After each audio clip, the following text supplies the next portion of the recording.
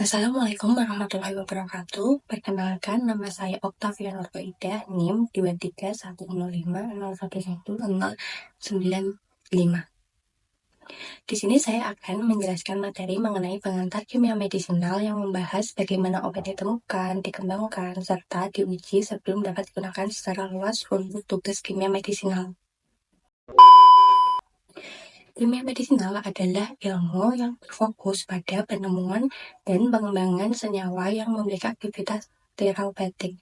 Ilmu ini mencakup beberapa aspek seperti isolasi senyawa dari sumber alami, misalnya dari tumbuhan obat, sintesis senyawa baru yang memiliki potensi sebagai obat, pemahaman mengenai mekanisme kerja obat dan tubuh untuk memastikan keamanan dan efektivitasnya.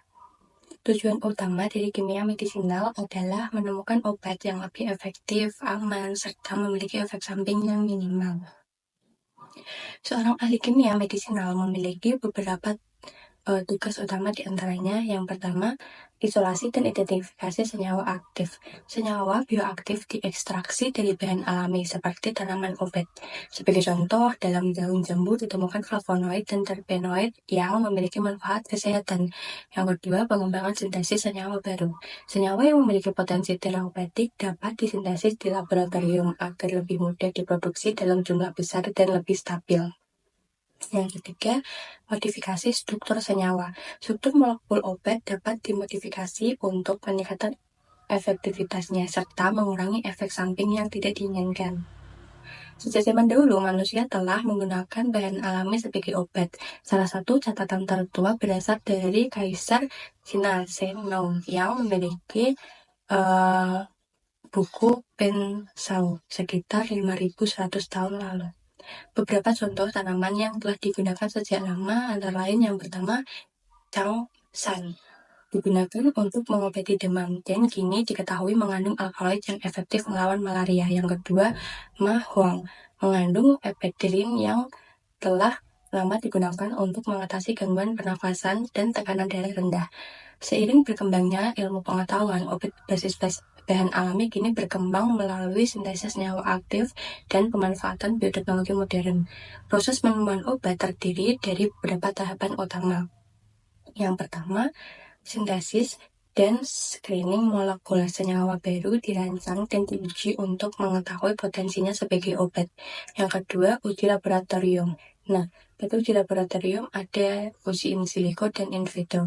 In silico yaitu pemodelan komputer digunakan untuk memprediksi aktivitas obat terhadap target biologis.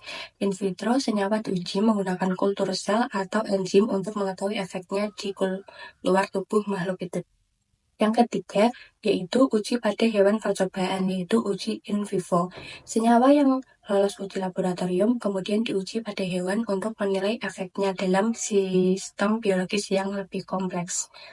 Yang keempat, yaitu uji klinis pada manusia. Setelah terbukti aman dan efektif pada hewan, senyawa diuji pada manusia melalui beberapa fase uji klinis. Saat ini, teknologi semakin berkembang dan membantu dalam pencarian serta pengujian obat baru.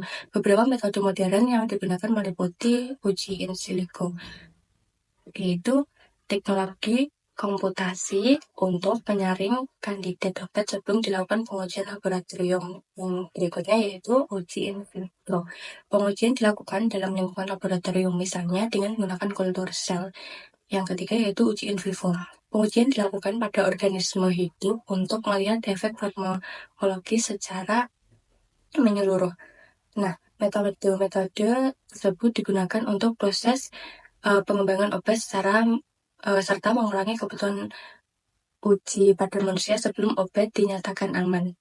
Setelah melewati uji klinik, senyawa calon obat akan memasuki uji klinis pada manusia yang terdiri dari 4 fase utama.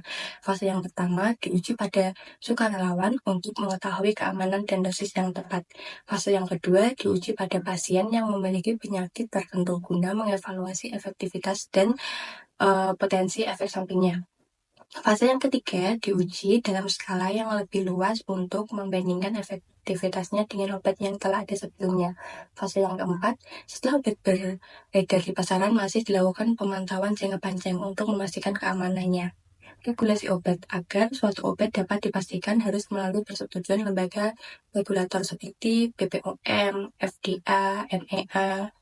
Kemudian dari penjelasan ini dapat disimpulkan bahwa kimia medisinal berperan penting dalam penemuan dan pengembangan obat baru. Proses pengembangan obat terdiri dari berbagai tahap yang bertujuan untuk memastikan keamanan dan efektivitasnya. Teknologi modern seperti in silico dan bioteknologi semakin mempercepat proses penemuan obat. Regulasi yang ketat diperlukan untuk menjamin bahwa obat yang tersedia di pasaran aman untuk dikonsumsi. Demikian presentasi mengenai kimia medisinal. Semoga dapat memberikan wawasan mengenai bagaimana obat ditemukan dan dikembangkan sebagaimana dapat digunakan secara luas. Sekian dari saya, terima kasih. Wassalamualaikum warahmatullahi wabarakatuh.